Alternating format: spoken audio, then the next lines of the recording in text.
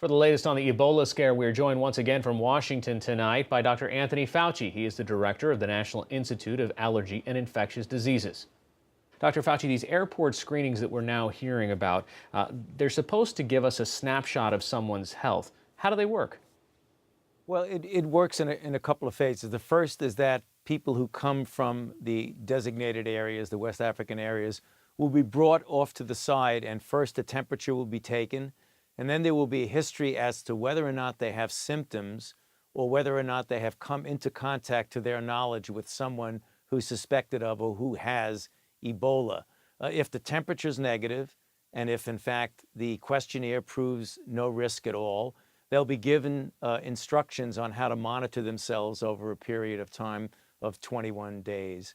If you then get someone who does have a temperature or who does have a suspicion that they were in contact, they will be then handed over to a CDC person who would then go into a little bit more depth about the determination of whether or not there is cause to go even further, namely isolate the person or bring them to a facility where they can be observed. And what we've heard is obviously there's an incubation period or a time that the Ebola virus can get worse in a person up to 21 days. So what if when they're getting off the plane, they seem fine?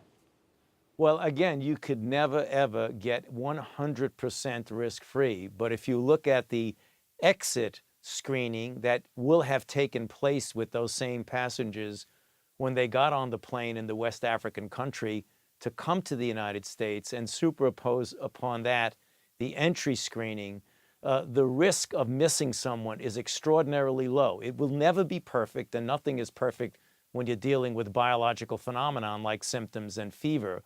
But it really dramatically diminishes the likelihood that someone will get through under those circumstances. You know, it seems that the weak link here is someone lying and the answer to the question survey. I mean, is there any sort of database that's something that's going to track, okay, here's what you said on the survey, it didn't turn out to be right, if that person gets sick later on?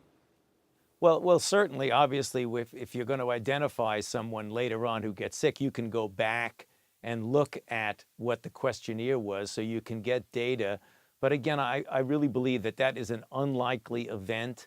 First of all, they would have to lie about an exposure and yet still be without a fever. You put all things together, the odds ratio of someone getting through is still extraordinarily low. I mean, we keep coming back to what if this one particular exception, but I think in the big picture, if you look at the likelihood of someone getting through, it's very, very low, particularly now that we superimposed upon this extra layer of entry screening. You know, there's also people that are saying that there are conflicting messages that they're getting. On the one hand, we're hearing how difficult it is to get the disease because most people would be exhibiting symptoms if you came in contact with them. But on the other hand, we're taking precautionary measures by quarantining, say, the members of an NBC crew that might have had contact with their cameraman.